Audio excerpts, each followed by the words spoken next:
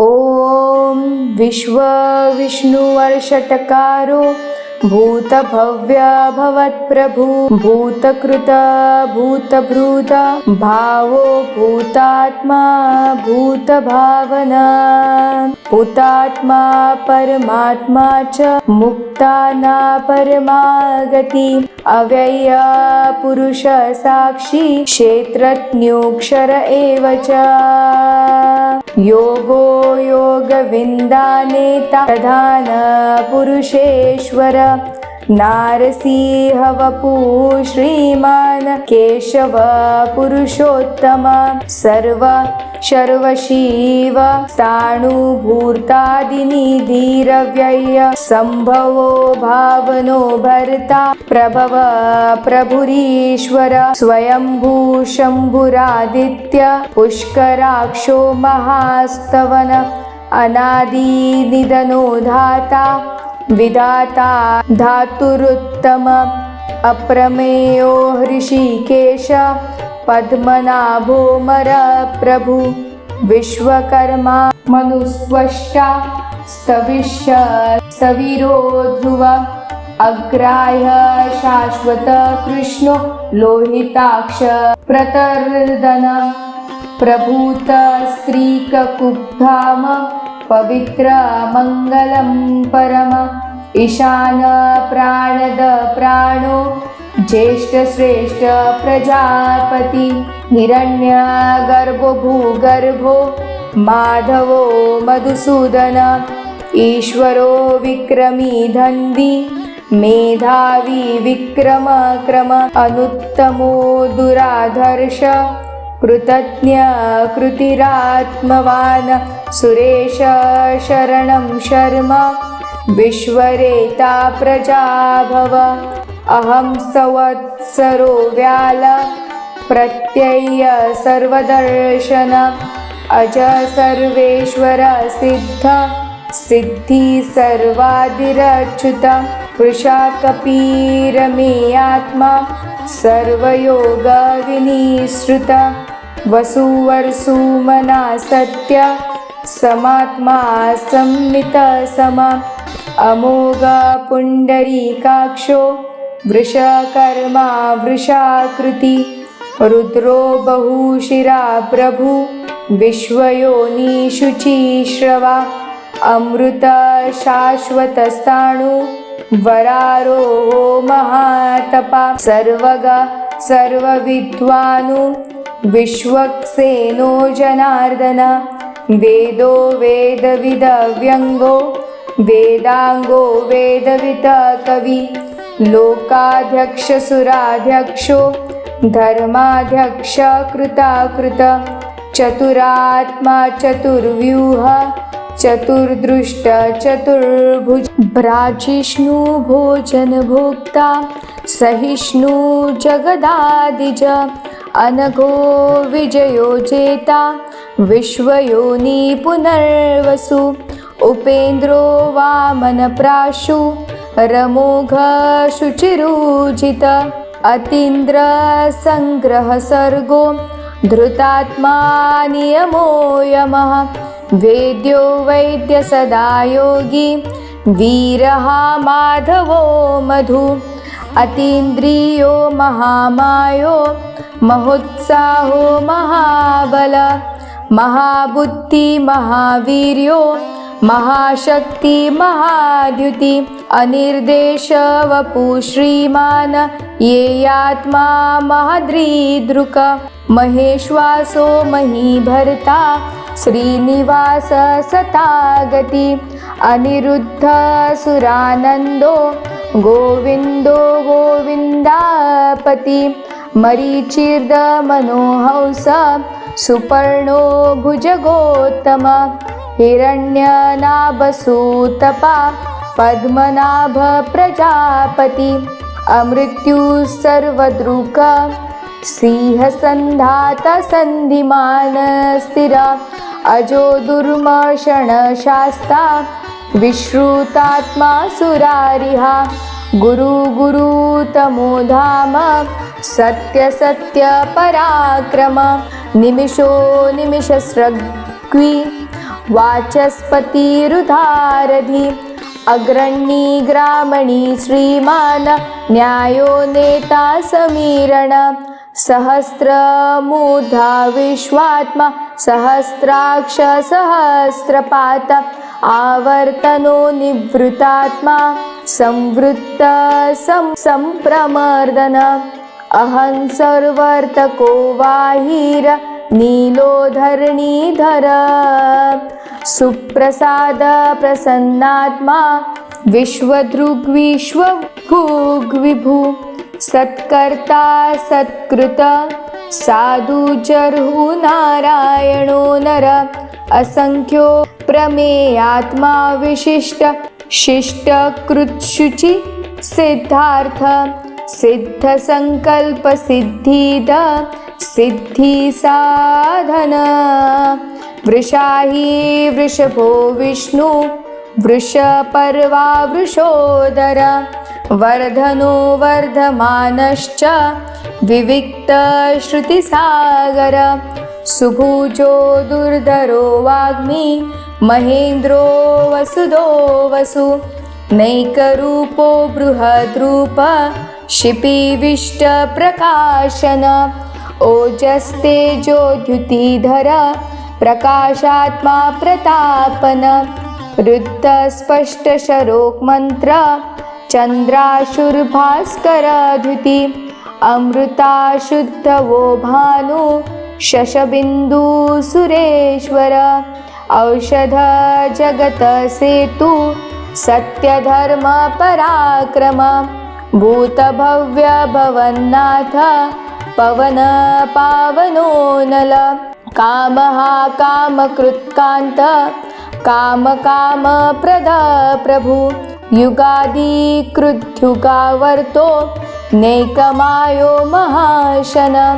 अदृश्यो व्यक्तरूपश्च सहस्रजिदनञ्जित इष्टो विशिष्टशिष्टेश शिखण्डी नुहुषो वृष क्रोधः क्रोधकृत्कर्ता विश्वबाहु महीधर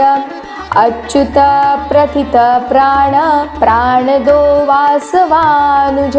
अपानिधिरधिष्ठा नम प्रमथ प्रतिष्ठित स्कंद स्कंदधरो दुर्यो वरदो वायुवाहन वासुदेवो बृहद्भानु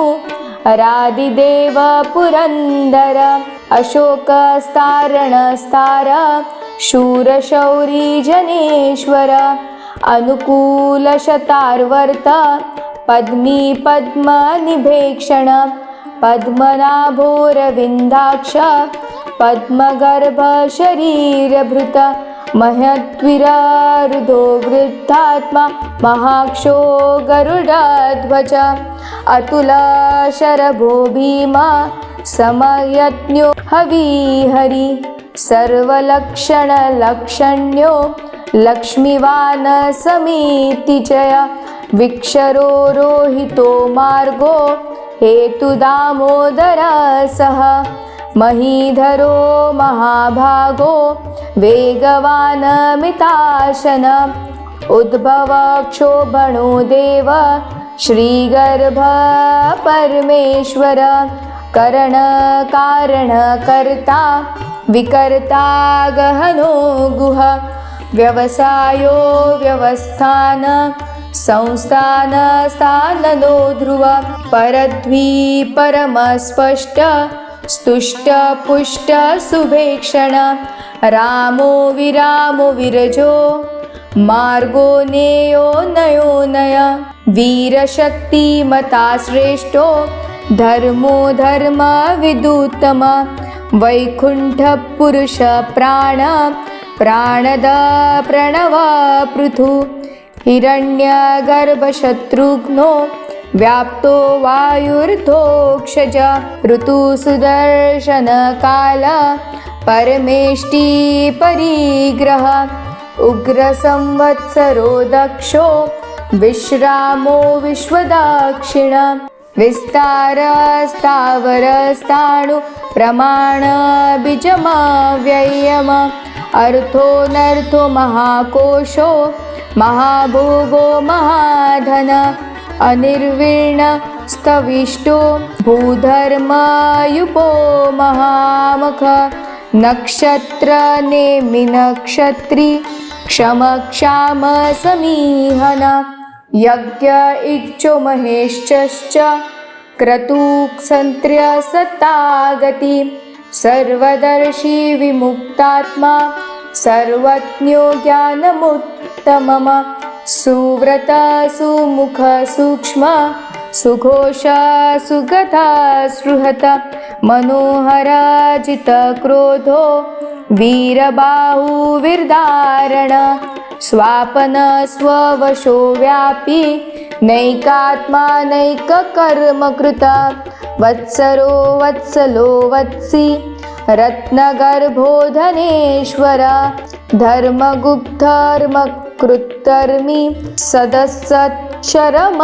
शरम अविख्याता सहस्राशु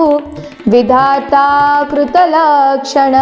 गभस्तिनेमि स्वस्थ सिंहो भूत महेश्वर आदिदेवो महादेवो देवेशो देवभृत्कुरु उत्तरो गोपति गोप्ता ज्ञानगम्य पुरातन शरीरभूतभृद भोक्ता कपीन्द्रो भूरि दक्षिण सोमपो मृतप सोम पुरुजित् पुरुषोत्तम विनियोजय सत्यसन्धो दार्शः सात्वतापति जीवो विनयी साताक्षी मुकुन्दो मित्रविक्रम अम्भ्यो निधिरन्तन्तात्मा महदधीशयोऽन्दक अजो महार्ह स्वाभाव्यो जितामित्र प्रमोदन आनन्दो नन्दनो नन्द सत्यधर्मा त्रिविक्रम महर्षि कपिलाचार्य कृतज्ञो मेदिनीपति त्रिपद स्त्रीदशाध्यक्षो महाशृङ्गकृतान्तकृत महावराहु गोविन्द सुक्षेण कनकागदि गुह्यो गभीरो गहनो गुप्तचक्रगदाधर वेदास्वाङ्गोजितकृष्णो दृढसङ्कर्षणोच्युत वरुणो वारुणो वृक्ष पुष्कराक्षो महामन भगवान् भगहानन्दी वनमाली हलायुध आदित्यो ज्योतिरादित्य सहर्ष्णु गतिसत्तम सुदन्वा खण्डपरशुदा ऋणो द्रविण्यप्रद दिवस्पृक सर्वदिग्यवासो वाचस्पतिरयो निज त्रिसामा सामगप्साम निवारणभेषजाभीषक सन्न्यासकृश्चम शान्तो निष्ठा शान्तिपरायणम शुभांग शान्तिद स्रष्टा कुमुद कुवलेशय गोहितो गोपति गोप्ता वृषभाक्षो वृषप्रिय अनिवर्ति निवृत्तात्मा संक्षेप्ता क्षेमकृश्चिव श्रीवत्सा वक्षा श्रीवास श्रीपति श्रीमन्तावर श्रीद श्रीश श्रीनिवास श्रीनिधि श्रीविभावन श्रीधर श्रीकर श्रेय श्रीमालोकत्रयाशय स्वक्ष स्वङ्गशतानन्दो नन्दीज्योति गणेश्वर विजितात्मा विधेयात्मा सत्कीर्ति छिन्न संशय उदीर्ण सर्वतः चक्षु निरनीश शाश्वत स्थिर भूषयो भूषणो भूर्ति विशोक शोकनाशन आर्चिष्मानर्चिर्त कुम्भो विशुद्धात्मा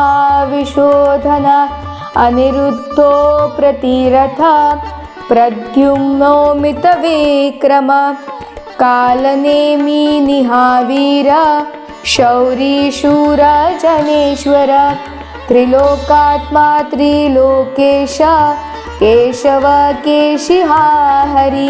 कामदेव कामपाल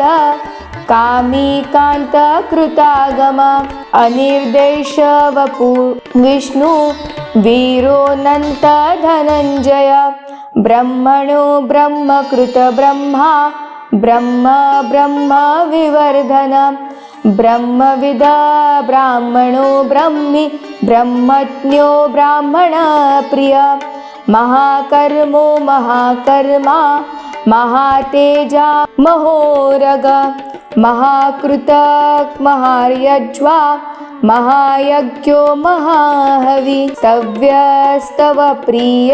स्तोत्र स्तुति स्तोतारण प्रिय पूर्णपुरायिता पुण्य पुण्यकीर्तिरनामय मनोजवस्तीर्थकरो वसुरेता वसुप्रद वसुप्रदो वासुदेवो वसुवर्सुमनाहवि सद्गति सत्कृति सत्ता सद्भुति सत्परायण शूरसेनो यदुश्रेष्ठ सन्निवास सुयामुन भूतावासो वासुदेव सर्वासु निलयो नल दर्पः दर्पदो दृप्तो दुर्धरोऽथा पराजित विश्वमूर्ति महामूर्ति दीप्तमूर्तिरमूर्तिमान अनेकमूर्तिरव्यक्त शतमूर्ति शतानन एकोनैकसवङ्क कीयत तत्पदमनुत्तमम लोकबन्धु लोकनाथो माधवो भक्तवत्सल सुवर्णवर्णो हेमांगो वरांगश्चन्दनागदी वीरः विषमशून्यो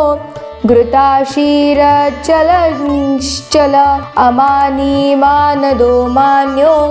लोकस्वामी त्रिलोकदृक् सुमेधा मेधजो धन्य सत्यमेधाधराधर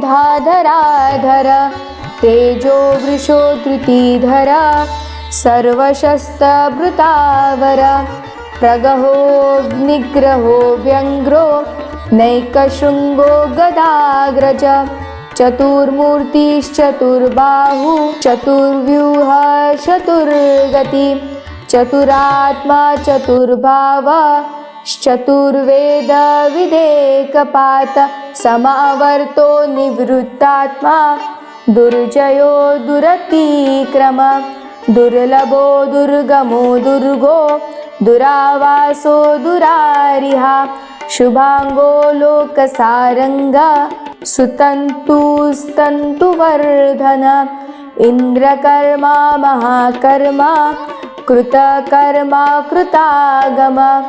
उद्धव सुंदर सुंदो रत्ननाभ सुलोचन अर्को वाजसन शृंगी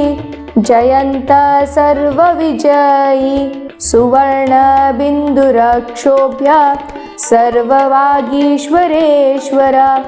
महारुदो महागर्तो महाभूतो महानिधि कुमुद कुंदर कुंद पर्जन्य पावनो नील अमृतांशो मृतवपु सर्वज्ञ सर्वतोमुख सुलभ श्रुव्रत सिद्ध शत्रुचिश्चत्रुतापन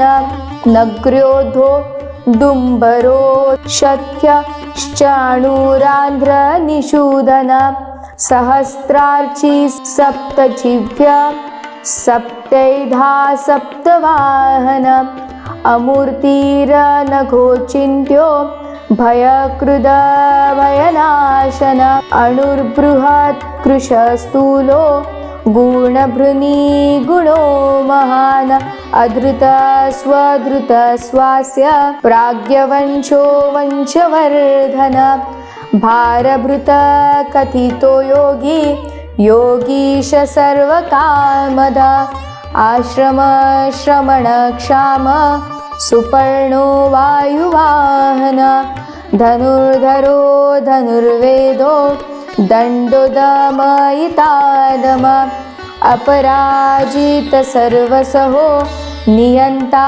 नियमो यम सत्त्ववान सात्विक सत्य सत्यधर्मपरायण अभिप्राय प्रिहार्योर्ह प्रियकृत प्रीतिवर्धन विहाय सगति ज्योति सुरुचिहूर्तभुग्विभु रवि विरोचन सूर्य सवितारविलोचन अनन्तो हुतभुक्भोक्ता सुखदो नैकजोऽग्रज अनिर्वीण सदामर्षि लोकधिष्ठानमद्भुत सनातनतम कपिल कपिरव्यय स्वस्ति डक् स्वस्ति कृत् स्वस्ति स्वस्ति भूक स्वस्ति दक्षिण अरौन्द्र कुण्डली चक्री विक्रम्युजिर्तशासन शब्दातिग शब्दसः शिशिर शर्वरीकर अक्रूरपेशलो दक्षो दक्षिणक्षमिणावर विद्वत्तमो वीतभय पुण्यश्रवण कीर्तन उत्तारणो दुष्कृतिः पुण्यो दुःस्वप्ननाशन वीरः रक्षण संतो जीवन पर्यवस्थित अनन्तरूपोऽनन्त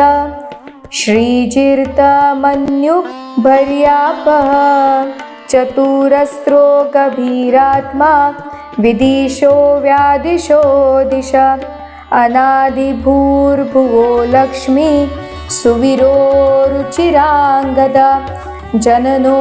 जनजन्मादि भीमो भीमपराक्रम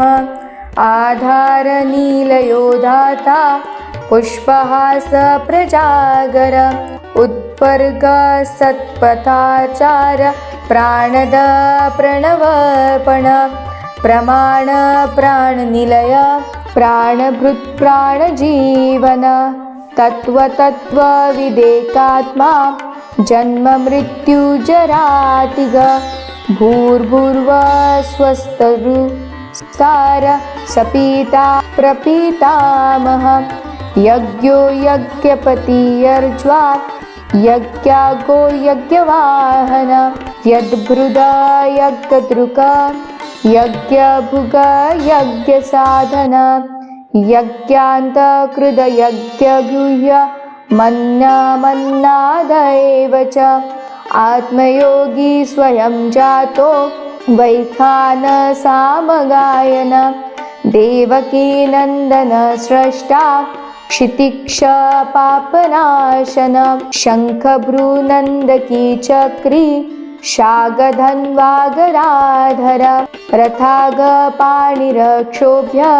सर्वप्रहरणायुध सर्वप्रहरणायुध